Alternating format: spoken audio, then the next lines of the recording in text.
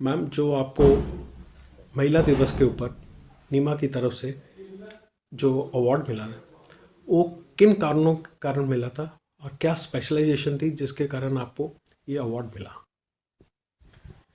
हाँ जी। मेरा जो काम है, मैं एक साइकोलॉजिस्ट हूँ और मेंटल हेल्थ काउंसलर हूँ। पिछले 15 साल से मैं मेंटल हेल्थ पे काउंसलिंग्स करती हूँ और पेशेंट्स देखती हूँ और बहुत जगह मोटिवेशनल टॉक्स होती हैं। ये तो मेरा प्रोफेशन है। साथ ही साथ मैं पिछले कुछ 3-4 साल से जुड़ी हुई हूँ स्ट्रीट एनिमल्स की केयर में। जितने भी मेरी कम्युनिटी में या आसपास में एरिया में जो डॉग्स हैं उनका उनको 2 बार जाके खाना देना और उनको वैक्सीनेशन कराना, उनको जो बीमारियां ना हो उससे उनको बचाने की कोशिश करना। और उसके बाद जब वो 9 या 10 महीने के हो जाते हैं उसके बाद उनको स्टरलाइज करवाना यानी कि उनकी नसबंदी करवाना। ये सब मैंने अपने जिम्मे लिया है। तो मेरे आसपास के एरिया के जितने भी 35 से 40 डॉग्स हैं, मैं इनकी रिस्पॉन्सिबिलिटी उठाती हूँ। और अगर किसी को इंजरी हो या किसी को कोई प्रॉब्लम हो या कोई इन्फेक्शन है, कोई बीमारी है, तो मैं इनको ले जाके वेटनरी डॉक्टर के पास ट्रीटमेंट करवा के रखती हूँ। तो और मैम, ये कौन कौन से एरियाज़ हैं ऑल ओवर जलंधर में करते हो या कुछ स्पेसिफिक एरियाज़ हैं जहाँ पर आप ये कार्य करते हो? नहीं नहीं, मैं ऑल ओवर जलंधर तो ये सब नहीं कर सकती हूँ। बहुत बड़ा है जलंधर, ये मेरा अपना एरिया, मैं जिस एरिया में रहती हूँ और उसके आप समझ लीजिए 2 ढाई 3 किलोमीटर के दायरे में जितने भी डॉग्स हैं, लगभग 35 से 40 डॉग्स जो मुझे दिखाई देते हैं, जो जिनको मैंने देखा बहुत बुरी कंडीशन में थे या बिच ने नए बच्चे पैदा किए थे, फिर उनकी केयर मैं करनी शुरू कर दी और धीरे धीरे फिर उनकी नसबंदियां कराई। तो आज की डेट में जो मेरे घर से लेके लगभग आप 3 से 4 किलोमीटर तक कह सकते हैं, उस दायरे में जितने भी डॉग्स हैं उन सबकी केयर करना, उनको फीड कराना। सारे भी नहीं, लगभग 30 के करीब डॉग्स हैं जिनको मैं 2 टाइम खाना खिलाती हूँ और उनकी केयर करती हूँ। और सब ऑलमोस्ट स्टरलाइज्ड हैं, सबकी नसबंदियाँ हो चुकी हुई हैं और इनकी पॉपुलेशन आसपास के एरिया में ऑलमोस्ट कंट्रोल में है। और ये इस चीज़ को देखते हुए आसपास के लोग कुछ आपसे कुछ मोटिवेट हुए हैं या कई बार क्रिटिसाइज्म सबसे ज़्यादा होता है, मोटिवेट कम होते हैं, क्रिटिसाइज्म ज़्यादा होता है, उसमें क्या आप देखते हैं? फिर देखिए, क्रिटिसिज्म तो हर काम में मिलता है आपको। आप कुछ भी करने जाओ कुछ हटके, तो आपको बातें तो सुननी पड़ती है। बहुत सारे लोग मुझे क्रिटिसाइज करते हैं कि मैंने कुत्तों को खाना खिलाती हूँ, गंदगी फैला रखी है। बट उनको ये समझ में नहीं आता। मैं समझाने की भी कोशिश करती हूँ कि मैंने गंदगी नहीं फैलाई, गंदगी कम कर दी है। अगर ये इनकी नसबंदियाँ ना कराती या इनका ट्रीटमेंट ना कराती या इनको भोजन ना करती, तो ये कितने एग्रेसिव होते और इनकी पॉपुलेशन किस तादाद में बढ़ जाती। आज इनकी पॉपुलेशन कंट्रोल में है पूरी तरह से, और जब इनको भोजन मिलता है तो इनका क्रोध भी कम हो जाता है और ये अपना खाना खा के आराम से रेस्ट करते हैं, लोगों को काटते या उन पे भौंकते भी नहीं है। सेकेंडली, मैं इनको एंटी रेबिस वैक्सीनेशन अपनी खुद की पॉकेट से लगवाती हूँ। सारी वैक्सीनेशन इनको बीमारियों की वो भी अपनी पॉकेट से लगवाती हूँ, ताकि अगर कल को किसी को कार्ड भी लें या कुछ प्रॉब्लम ऐसी भी हो जाए तो ये बीमारी जो है किसी को रेबिस की ना हो। तो क्रिटिसिज्म तो मिलता है मुझे। कुछ लोग समझ जाते हैं, कुछ नहीं भी समझते, पर मैं ज़्यादा सोचती नहीं। जो काम मैंने करना है मैं करती हूँ। इसके अलावा वहाँ आसपास में कुछ झुग्गी झोंपड़ियों में कुछ लोग बच्चे रहते हैं। जब मैंने जाना शुरू किया था तो वो बच्चों को मैं देखती थी तो वो बहुत गंदे बने रहते थे, गाली गलौज करते थे। तो उन बच्चों को मैंने मोटिवेट किया कि आओ मेरी हेल्प कराओ, मैं तुम्हें बिस्किट्स लेके दूंगी या नमकीन लेके दूंगी। तो वो बच्चे मेरे साथ जुड़ गए और आज की डेट में हम मिलते हैं बच्चे तो बहुत अच्छे से हेलो आंटी, नमस्ते आंटी करके बात करते हैं। मेरे साथ डॉग्स की खाने में हेल्प करवाते हैं, केयर करने में हेल्प करवाते हैं। और साथ ही साथ मैंने उन बच्चों को थोड़ा टाइम पढ़ाना भी शुरू कर दिया था, लेकिन अपने प्रोफेशन और अपनी पर्सनल लाइफ की वजह से मैं ज़्यादा टाइम नहीं दे पाई। पर बच्चे बहुत ज़्यादा मोटिवेट हो गए पढ़ने के लिए। और आज की डेट में वो आसपास में कोई ट्यूशन पढ़ाती हैं लेडी, उनके पास बहुत कम चार्जेस में वो पढ़ाती हैं। तो बच्चे डेली वहाँ पढ़ने के लिए जाते हैं और मैं अपडेट लेती रहती हूँ कि क्या पढ़ रहे हो, क्या चल रहा है। और तीसरी एक बहुत इंपॉर्टेंट बात है, वहाँ आसपास कुछ एडिक्ट लड़के होते थे। तो जब उन्होंने मुझे देखा ये सेवा करते हुए या काम करते हुए, तो उसमें से कुछ लड़के आगे आए और उन्होंने कहा हम दीदी आपकी मदद करना चाहते हैं।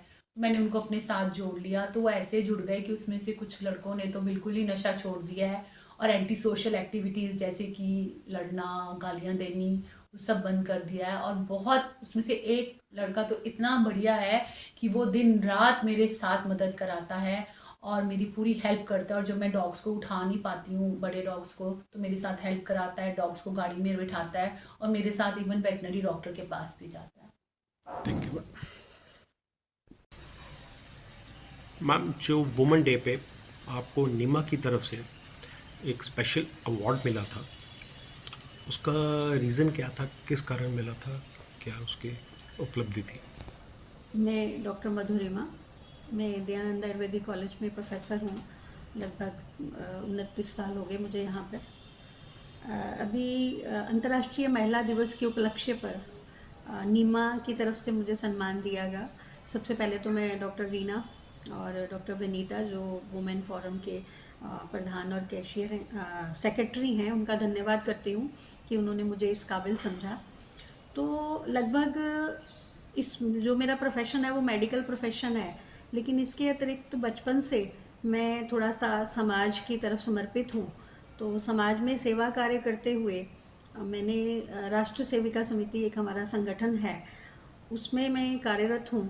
16 वर्ष की आयु से लगभग मैंने उसको ज्वाइन किया था। और उसके बाद कुछ समय के लिए मैं अखिल भारतीय विद्यार्थी परिषद में भी प्रांत उपाध्यक्ष के नाते लगभग 9-10 साल रही।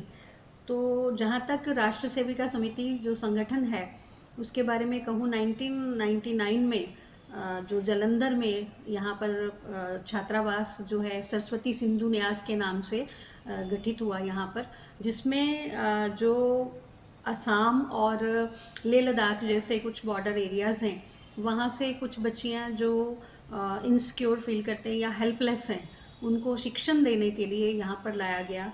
और तब से ये आज तक चल रहा है। लगभग 40 से 45 बच्चियाँ जो हैं वहाँ पर रह रही हैं, जिनकी आयु 3, साढ़े 3, 4 साल से लेकर पूरी यंग बच्चे वहाँ पर हैं। और उनका पूरा सर्वांगीण विकास के लिए हम लोग वहाँ पे प्रयासरत रहते हैं। सुबह 4 बजे उठने से लेकर रात्रि जो दीप विसर्जन तक एक दिनचर्या उनकी निश्चित रहती है।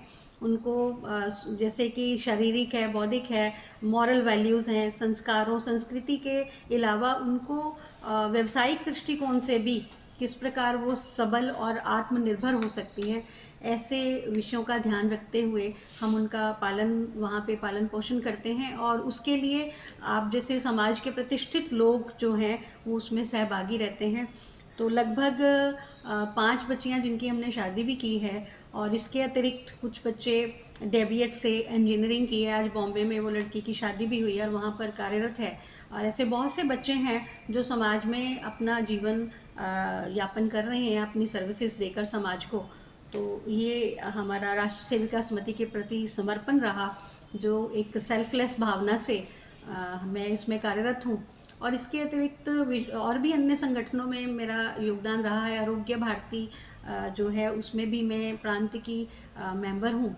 इसके अतिरिक्त विश्व आयुर्वेद परिषद एक वॉलंटियर ऑर्गेनाइजेशन है, जिसके अंदर आयुर्वेद को किस प्रकार से प्रतिस्थापित किया जाए या लोगों की आयुर्वेद के प्रति श्रद्धा बढ़े। आपने देखा भी है पिछले दिनों कोरोना के दिन आए, तो उसमें ये सिद्ध भी हुआ कि कोई भी जो प्राकृतिक चिकित्सा है वही हमारा संरक्षण कर सकती है, क्योंकि हम प्रकृति का ही पार्ट हैं।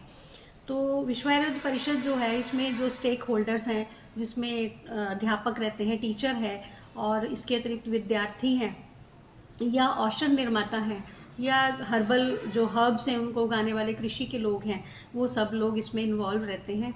तो उनका भी किस प्रकार से पर्सनैलिटी डेवलपमेंट हो। आपने देखा है कि आज सरकार जो है एथिक्स के ऊपर, ह्यूमन वैल्यूज़ के ऊपर काम करने का प्रयास फिर से दोबारा किया जा रहा है। जबकि हम बचपन से, मुझे याद है कि सामाजिक शिक्षा और धार्मिक शिक्षा का ज्ञान हमें दिया जाता था, लेकिन वो किताबी ही रह गया।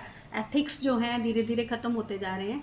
तो किस प्रकार हर फील्ड में, हर क्षेत्र में जो हमारी एथिकल्स वैल्यूज़ हैं उनको हम इम्प्लीमेंट कर सकें, और ऐसा ही प्रयास समाज के प्रति हमारा रहता है।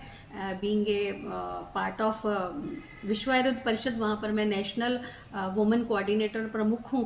और वहाँ पूरे भारतवर्ष की महिलाओं का मेरे साथ संबंध इसमें रहता है। उनको हम जोड़ते हैं और चिंतन करते हैं, और महिलाओं को खास करके इसलिए मैंने चुना क्योंकि महिला जो है, अगर कहें कि ब्रह्मा के बाद संरचना में महिला को द्वितीय स्थान दिया गया है, भगवान का रूप भी हम कहते हैं।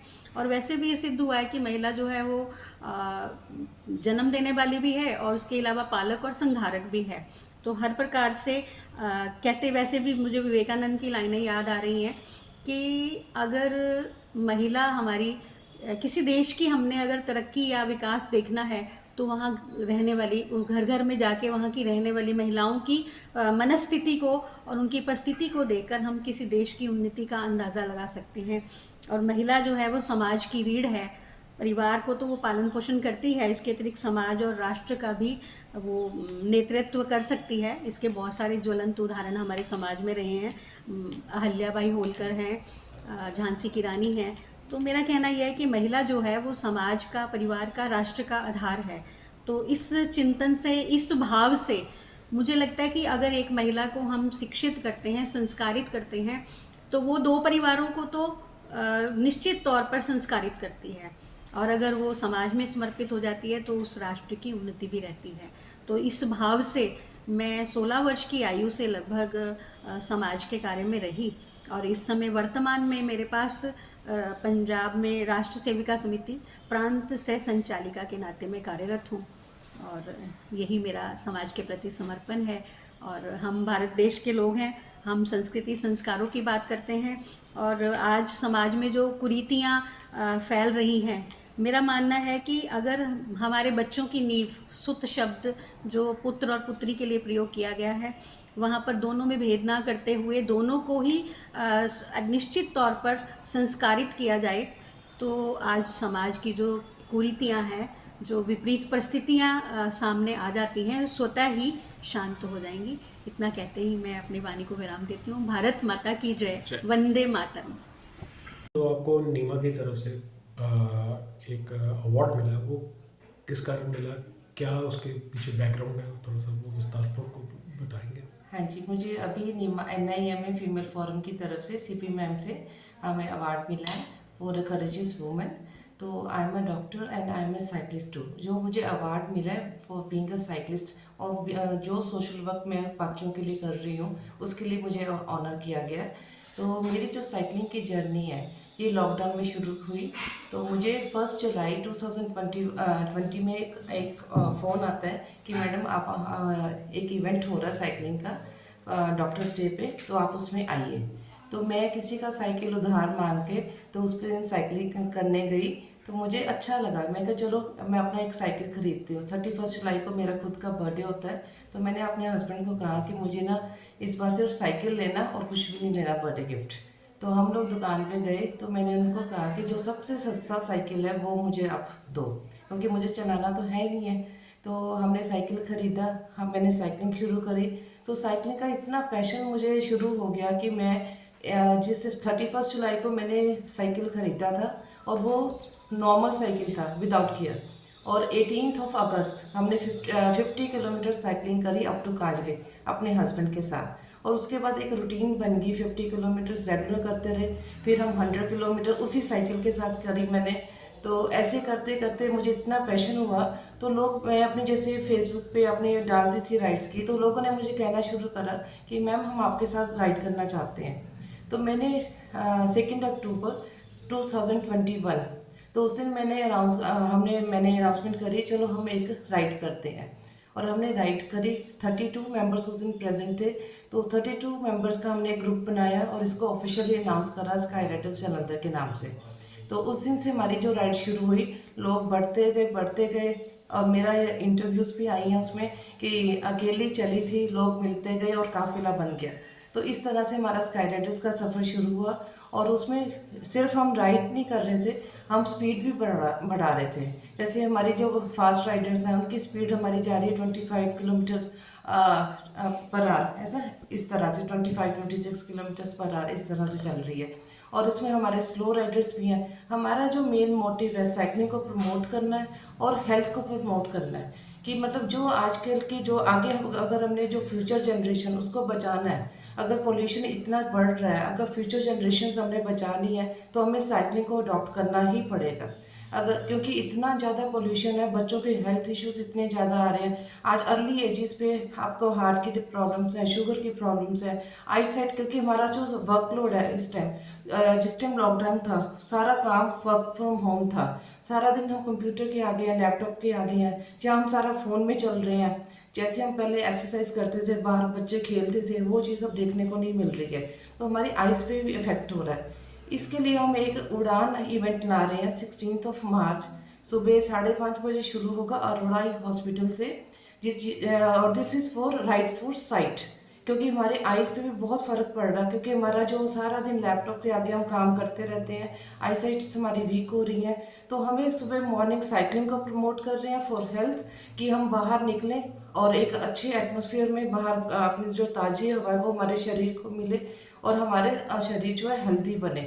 ठीक है, और इसके लिए हम ये उड़ान इवेंट लेके आ रहे हैं, जिस जो 10 किलोमीटर्स का इवेंट है, और इसमें all over the Punjab riders आ रहे हैं। जो नॉर्मल लोग हैं, जो साइकिल्स नहीं चलाते हैं, उनको हम ये साइकिलिंग प्रमोट करने के लिए इवेंट लेके आ रहे हैं, ताकि कॉमन मैन भी इसमें आए और इस इवेंट का हिस्सा बने।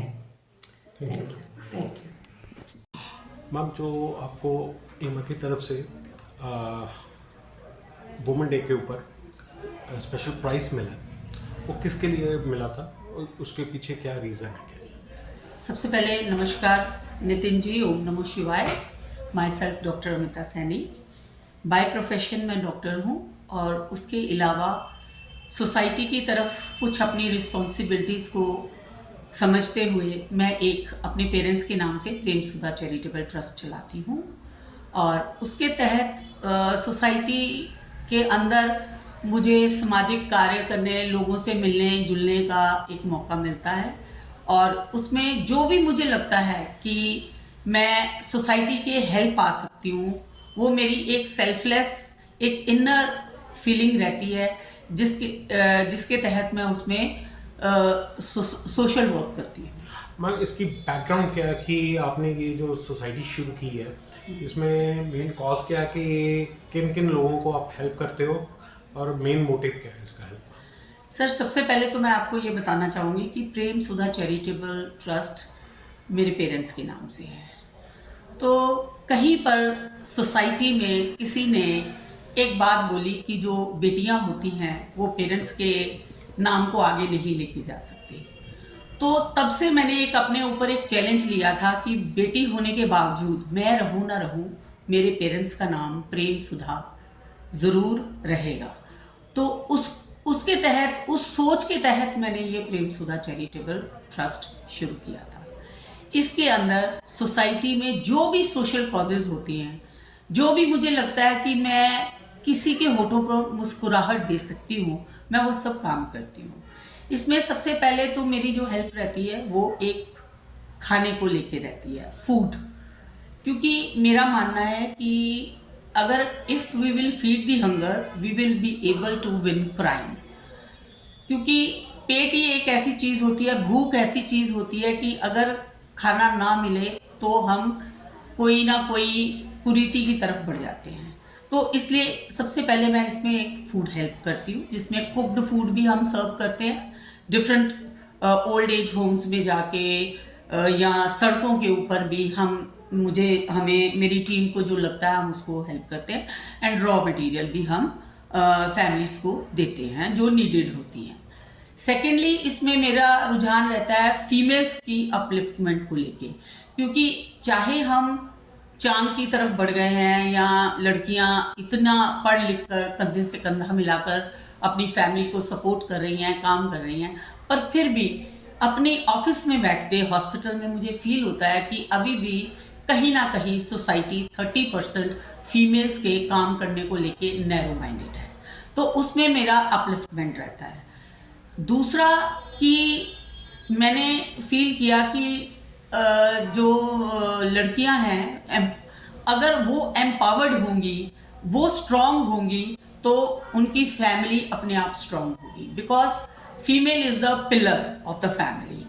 देखिए, नो डाउट जो मैन है वो भी इक्वलेंट काम करते हैं, और मतलब वो शुरू से हमारे समाज में एक मेल डोमिनेंट सोसाइटी है, और वो हमेशा मतलब मेल को ही काम करने के लिए बाहर, घर से बाहर भेजा जाता था।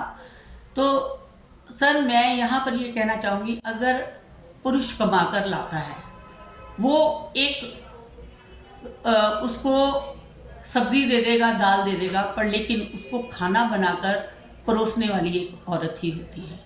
तो इसलिए उसको स्ट्रांग बनाना बहुत ज़रूरी है। और चलते चलते हम जो फीमेल है उसने घर के साथ साथ अपने हस्बैंड की या अपने फैमिली की सपोर्ट के ऊपर आकर के उसने बाहर भी काम करना शुरू किया। तो जहाँ पर जिन लेडीज़ को ये सब नहीं मिल पाता, या जैसे मैंने अपने ऑफिस में बैठ के देखा है कि जैसे किसी फीमेल के हस्बैंड की डेथ हो जाती है, तो फीमेल को ऐसा एहसास किया जाता है कि तेरी तो अब दुनिया उजड़ गई है, तू कुछ नहीं कर सकती। तो ऐसी लेडीज़ की अपलिफ्टमेंट बहुत ज़रूरी है, उनको काम करवाना, उनको अपने आप, ताकि वो किसी के आगे हाथ ना फैलाएं। तो ऐसी लेडीज़ के प्रति मेरी बहुत रुझान रहता है कि मैं उनको अपलिफ्ट करूं। इसलिए हम लड़कियों को या फीमेल्स को इतना एनकरेज करें कि उनके हाथ में कुछ ना कुछ ऐसा होना चाहिए कि कल को चाहे वो काम ना भी करें, पर ज़रूरत पड़ने पर वो किसी के आगे हाथ फैलाने की बजाय अपना काम करके खुद अपनी रोजी रोटी कमाए। थैंक यू ठीक है। ਮੈਮ, ਜਿਹੜਾ ਤੁਹਾਨੂੰ ਵੂਮਨ ਡੇ ਦੇ ਉੱਪਰ ਨੀਮਾ ਵੱਲੋਂ ਇੱਕ ਅਵਾਰਡ ਮਿਲਿਆ, ਉਹਦੀ ਕੀ ਬੈਕਗਰਾਉਂਡ ਹੈ ਤੇ ਤੁਸੀਂ ਇਹਨੂੰ ਕਿੱਦਾਂ ਰਨ ਕਰ ਰਹੇ ਹੋ, ਬਾਈ ਪ੍ਰੋਫੈਸ਼ਨ ਕੀ ਕੰਮ ਕਰ ਰਹੇ ਹੋ? ਸਤਿ ਸ਼੍ਰੀ ਅਕਾਲ ਜੀ, ਮੈਂ ਡਾਕਟਰ ਨਵੀਨ। ਮੈਂ ਇੱਥੇ ਸ਼ੇਰਪੁਰ ਸ਼ੇਖੇ ਪਿੰਡ ਦੇ ਵਿੱਚ ਆਪਣਾ ਕਲੀਨਿਕ ਰਨ ਕਰ ਰਹੀ ਹਾਂ। ਜਿਹੜਾ ਮੈਨੂੰ ਅਵਾਰਡ ਦਿੱਤਾ ਹੈ ਨਾ, ਮੈਂ ਇੱਕ NGO ਰਨ ਕਰ ਰਹੀ ਹਾਂ ਆਪਣਾ Mata Gujri ji ladies welfare society ਦੇ ਨਾਂ ਦੇ ਉੱਤੇ। ਇਹ ਜਿਹੜੀ NGO ਇਹਦੇ ਵਿੱਚ ਅਸੀਂ ਬੱਚਿਆਂ ਨੂੰ ਸਟਿਚਿੰਗ ਤੇ ਪਾਰਲਰ ਦਾ ਕੋਰਸ ਕਰਵਾਉਂਦੇ ਹਾਂ, ਅਤੇ ਜਿਹੜੇ ਕਿ ਬੱਚੇ ਆਪਣਾ ਸੈਲਫ ਇੰਪਲੋਇਡ ਹੁੰਦੇ ਆ, ਆਪਣਾ ਸੈਲੂਨਸ ਖੋਲ੍ਹਦੇ ਆ ਅਤੇ ਆਪਣਾ ਕੰਮ ਕਰ ਰਹੇ ਆ। ਕੁੜੀ ਬੇਟੀਆਂ ਨੇ, ਕਈਆਂ ਨੇ ਬਹੁਤ ਬੁਟੀਕਸ ਖੋਲ੍ਹ ਲਈਆਂ, ਹੁਣ ਸੈਲੂਨਸ ਖੋਲ੍ਹ ਲਿੱਤੇ, ਅਤੇ ਅਸੀਂ ਉਹਨਾਂ ਦੇ ਐਫਰਟ ਕਰਦੇ ਹਾਂ ਜਿਹਦੇ ਨਾਲ। ਤੇ ਇਹਦਾ ਡਿਊਰੇਸ਼ਨ ਕਿੰਨਾ ਕੁ ਹੈਗਾ ਜਿਹੜਾ ਕੋਰਸਿਸ ਦਾ? 1 ਸਾਲ, 2 ਸਾਲ, 3 ਸਾਲ? ਸਰ ਇੱਦਾਂ ਹੈ, ਇਹਦੇ ਵਿੱਚ ਨਾ ਵੈਸੇ ਤਾਂ ਇਹਦਾ ਹੈਗਾ 6 ਮੰਥਸ ਦਾ ਜਿੱਦਾਂ, ਪਰ ਜੇ ਬੱਚੇ ਨਹੀਂ ਪ੍ਰੋਪਰਲੀ ਸਿੱਖਦੇ, ਉਹਨਾਂ ਨੂੰ ਨਹੀਂ ਹੁੰਦਾ, ਤਾਂ ਅਸੀਂ ਉਹਨਾਂ ਦਾ ਸਾਲ ਤੱਕ ਦਾ ਵੀ ਲੈ ਜੀਦਾ ਆ। ਸਾਲ ਕਈ 1.5 ਸਾਲ ਕਈ ਬੱਚੇ ਹੈਗੇ ਹੁਣ ਜਿਹੜੇ ਕਰ ਰਹੇ ਆ, ਉਹ ਅੱਗੋਂ ਬੱਚਿਆਂ ਨੂੰ ਗਾਈਡ ਦੇਣ ਲੱਗ ਜਾਂਦੇ ਆ ਇੱਥੇ ਨਾਲ ਹੀ, ਅਤੇ ਵਧੀਆ। ਠੀਕ ਹੈ।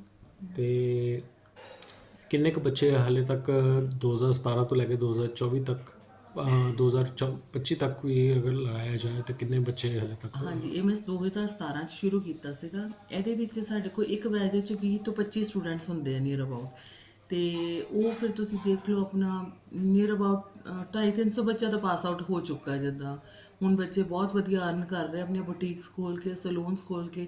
ਜਿਹੜੇ ਇੱਥੇ ਹੀ ਰਹਿਣਾ ਚਾਹੁੰਦੇ ਸੈਂਟਰ ਦੇ ਵਿੱਚ, still they want to do work, ਉਹਨਾਂ ਵਾਸਤੇ ਅਸੀਂ ਜਿੱਦਾਂ ਫਿਰ ਰੋਜ਼ਗਾਰ ਦੇਈਦਾ, ਉਹਨਾਂ ਨੂੰ ਕੰਮ ਦੇਈਦਾ। ਆਉਣ ਵਾਲੇ ਟਾਈਮ ਦੇ ਵਿੱਚ ਅਸੀਂ ਇਹਨੂੰ ਕਿਸੇ ਟੈਕਨੀਕਲ ਕਾਲਜਸ ਦੇ ਨਾਲ ਜ਼ਰੂਰ ਟਾਈ ਅਪ ਕਰਕੇ ਫਰਦਰ ਕਰਾਂਗੇ। Thank you. Thank you sir.